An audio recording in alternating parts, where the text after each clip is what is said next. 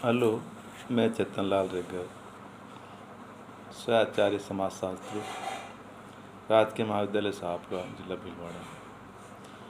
मैं आज आपको बीए पार्ट सेकंड के अंतर्गत समाजशास्त्र के द्वितीय प्रश्न पत्र के अंतर्गत जनसंख्या समस्या तथा नियंत्रण नामक जो अध्याय है उस पर चर्चा करते हैं। हम जानते हैं कि किसी भी देश की जनसंख्या घनत्व या वहाँ की बनावट या वहाँ की जो क्वालिटी है उस देश के सामाजिक और आर्थिक व्यवस्था को प्रभावित करती है, अर्थात उसकी प्रगति को निर्धारित करने में जनसंख्या का महत्वपूर्ण योगदान होता है। किसी भी देश की जनसंख्या जो है वहाँ पर उपलब्ध साधनों की तुलना में संतुलित होनी चाहिए। अनियंत्रित जनसंख्या वृद्धि होगी तो उससे जनसंख्या विस्फोट की स्थिति उत्पन्न होगी। जैसे जनाधिक्य, साम्राज्यवाद, गरीबी, बेरोजगारी, अपराध, पारिवारिक कष्ट या विघटन को ये प्रत्यक्ष अप्रत्यक्ष रूप से जन्म देने के लिए जनसंख्या को हम उत्तरदायी मान सकते हैं। देश की आर्थिक विकास की जो गति है वो बढ़ती जनसंख्या इसका एक बाधक के रूप में रही है। इसमें योजनाबद्ध विकास की गति को धीमा किया है। पिछड़े राष्ट्रों में तो जनसंख्या वृद्धि ने कई गंभीर समस्याओं को जन्म भी दिया है।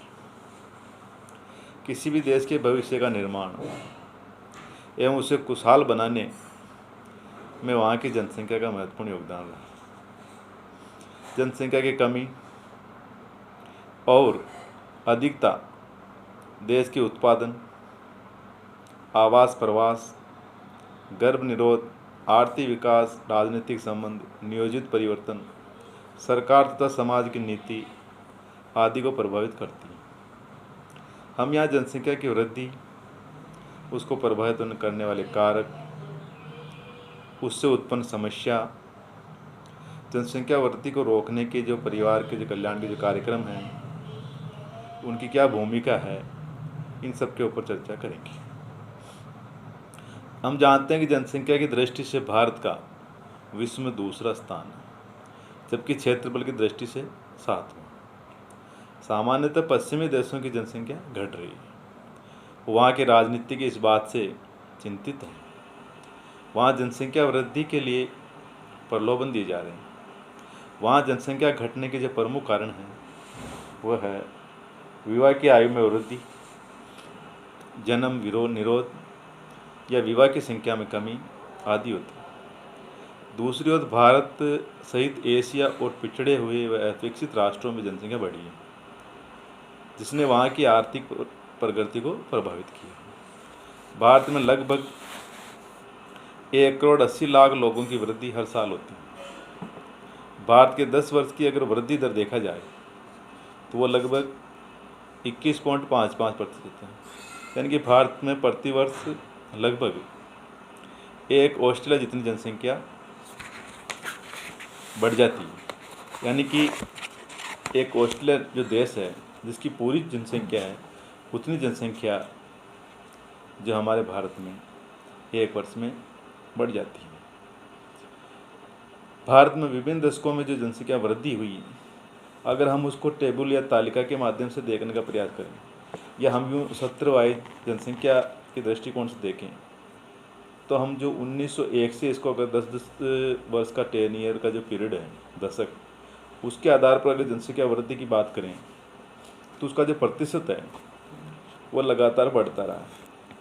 बीच में 1991 से 1981 और 91 के बीच में हल्का सा डाउन आया था, फिर अब नियंत्रण की स्थिति में है।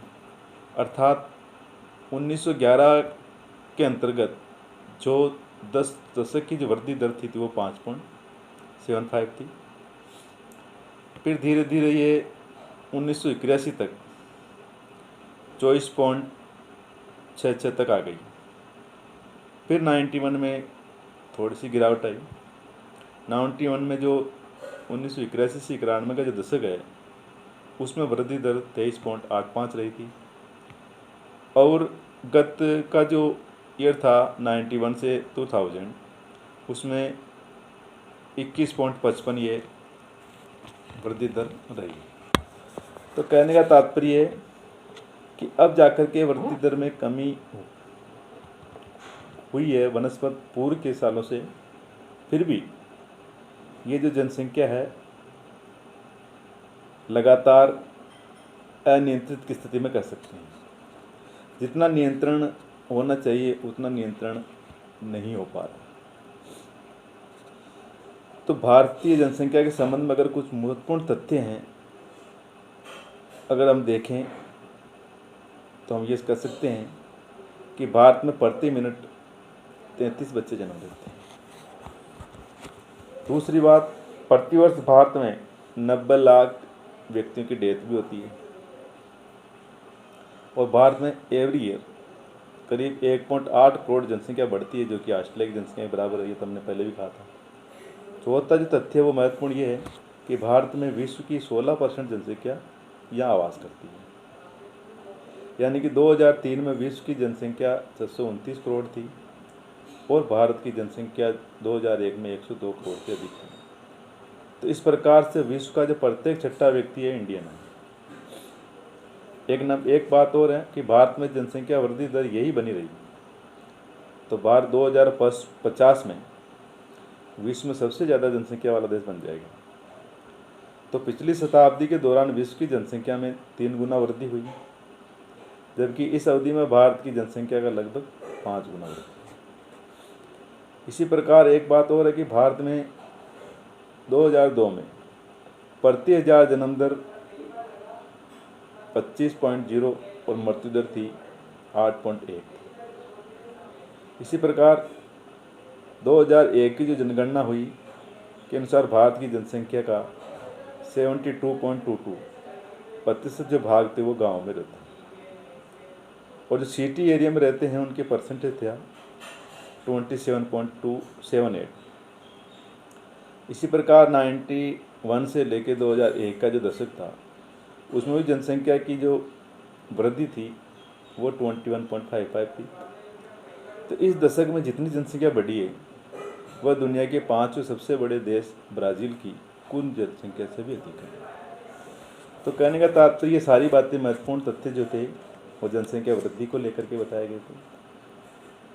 लेकिन हाँ, जनसंख्या को प्रभावित करने वाले कुछ कारक भी थे जिसका भी हमें यहाँ जिक्र करना आवश्यक है।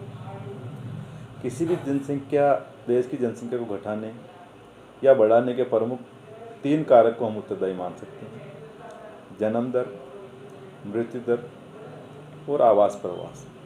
यदि जन्म दर अधिक है और मृत्यु दर कम है तो जनसंख्या बढ़ेगी। यदि जन्म दर कम है और मृत्यु दर अधिक है तो जनसंख्या घटेगी। इस प्रकार यदि दूसरे देशों में आने वालों लोगों की जनसंख्या विदेशों में जाने वाले लोगों की तुलना में अधिक है तो भी जनसंख्या बढ़ेगी और इसके विपरीत स्थिति में जनसंख्या घटेगी। तो हम भारत के संदर्भ में जनसंख्या का निर्धारण अगर करना चाहें तो हम सबसे पहले जन्म दर की बात करें तो भारत में अन्य देशों की तुलना में जन्म दर अधिक है। जन्म दर और मृत्यु दर के आंकड़ों में जो पंजीकृत और अनुमानित आधारों का जो अंतर पाया जाता है, क्योंकि देश में सभी जन्मने और मरने वालों के नाम रजिस्टर्ड नहीं कराए जाते। तो विभिन्न दशकों में भारत में जो अनुमानित जन्म दर संलग्न है जो इस टेबल में बताया गया है, जिसमें बताया गया है कि जन्म दर जो 1921 से 30 में जन्म दर प्रति 1000 व्यक्ति 46.4 थी, फिर अगले दशक में 45, फिर 39, फिर 41, फिर 37, फिर 37, फिर 29, फिर 27 और अभी जो 2002 के जो आंकड़े हैं उसके अनुसार प्रति 1000 जन्म दर 25.0 थी। यानी कि 1000 पर 25 व्यक्ति पैदा हो रहे हैं, ये जन्म दर। इसी प्रकार मृत्यु दर की बात करें तो मृत्यु दर भी आंकड़ों के आधार पर बात करें तो वह 1921 और 30 के जो दशक में 36.3 अनुमानित लिए मृत्यु दर थी, फिर 31.2, फिर 27, फिर 22, फिर 19, 15, 9, 4 और अभी 2002 के जो मृत्यु दर रेट थी वो 8.1 थी। यानी कि जन्म दर 25.0 और डेथ रेट जो है वो 8.1। तो ये जो डिफरेंस है, ये जो डिफरेंस अपने को जो आया है 17.17 का, यानी 17,000 पे 17 व्यक्ति फिर भी जीवित अवस्था में हैं। तो ये दोनों का जो डिफरेंस है ये जनसंख्या वृद्धि को शो करता है। तीसरी स्थिति आवास प्रवास। आवास प्रवास भी जनसंख्या वृद्धि को प्रभावित करता है। प्राचीन काल से ही पड़ोसी देशों से भारत में जनसंख्या का आवागमन रहा और भारतीय व्यापारी धर्म प्रचार के लिए दूसरे देशों में गए और कई भारतीय वर्तमान में व्यापार या उद्योग के कारण दूसरे देशों में जाके रहने भी लग गए। 1924 में 29 लाख लोग से अधिक भारतीय विदेशों में थे, किंतु 1930 की जो मंदी के कारण कई देश वापस देश में आ भी गए। तो वर्तमान में भी लाखों व्यक्ति अभी विदेशों में हैं। तो भारत में बाह्य देशांतरण की तुलना में आंतरिक देशांतरण कई गुना अधिक हुआ है, जो विभिन्न ग्रामों, शहरों, प्रांतों में परस्पर हुआ है। तो देशांतर गमन कई सामाजिक, आर्थिक, राजनीतिक, मनोवैज्ञानिक समस्याएं पैदा करते हैं। और भूमि का मूल्य है, मजदूरी की दर है, स्त्री पुरुषों का अनुपात है, अपराध है, प्रशासन है, आदि इससे इफेक्ट होते हैं, प्रभावित होते हैं। तो ये जनसंख्या के संबंध में एक जो प्रभावित करने वाले खास के 3 जो तत्व मैंने बताए, जो कारक बताए, जन्म दर, मृत्यु दर, आवास प्रवास की स्थिति इस प्रकार है। अब इसके आगे हम नेक्स्ट पीरियड में पढ़ेंगे। धन्यवाद।